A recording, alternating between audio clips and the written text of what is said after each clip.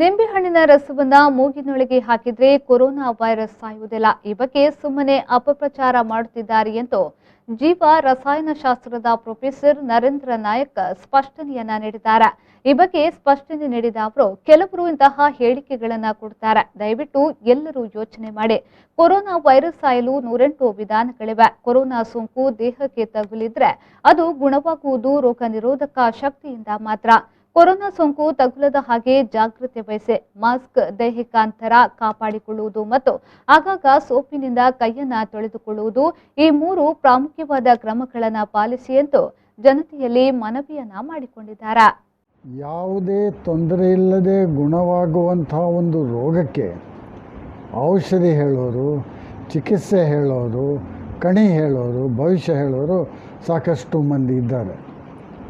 ಲಿಂಬೆ ಹಣ್ಣಿನ ರಸ ಮೂಗಿಗೆ ಹಾಕ್ಕೊಳ್ಳಿ, ನ್ಯೂಸ್ ಪೇಪರ್ ತಲೆಗೆ ಕಟ್ಕೊಳ್ಳಿ, ಎಂಜಿನ್ ಆಯಿಲ್ ಕೈಗೆ ಮುಟ್ಟಿಸ್ಕೊಳ್ಳಿ ಎಲ್ಲ ಹೇಳೋರಿದ್ದಾರೆ, ಕೇಳೋರಿರುವ ತನಕ.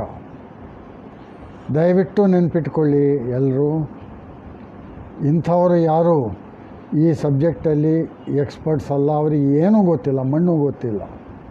ಆದರೂ ಲೋಕಕ್ಕೆ ಉಪದೇಶ ಕೊಡ್ತಾರೆ. ತಮ್ಮ ಕೈಯಲ್ಲಿ ಒಂದು ಮೀಡಿಯಾ ಇದೆ ಎಂಬ ಕಾರಣಕ್ಕೆ ಮೂಗಿಗೆ ಲಿಂಬೆಹಣ್ಣಿನ ರಸ ಹಾಕಿದರೆ ಕೊರೋನಾ ವಾಸಿಯಾಗುತ್ತೆ ಅಂತ ಹೇಳ್ಕೊಂಡ ಒಂದು ವಿಡಿಯೋ ಭಾಳಷ್ಟು ಪ್ರಚಾರ ಆಗಿರೋದನ್ನು ನೀವು ನೋಡಿರಬಹುದು. ಮೂಗಿಗೆ ಲಿಂಬೆಹಣ್ಣಿನ ರಸ ಹಾಕಿದರೆ ಕೊರೋನಾ ವೈರಸ್ಗಳು ಸಾಯ್ತಾವಂತೆ. ಯಾವ ಮೂರ್ಖ ಹೇಳೋದು ಇದನ್ನು?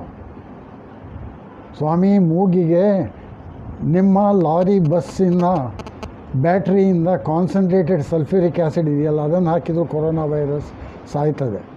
ಯಾಕೆಂದರೆ ಅದು ಅಷ್ಟು ಡೆಲಿಕೇಟು. ಬ್ಯೂರೋ ರಿಪೋರ್ಟ್, ವಿ4 ನ್ಯೂಸ್, ಮಂಗಳೂರು.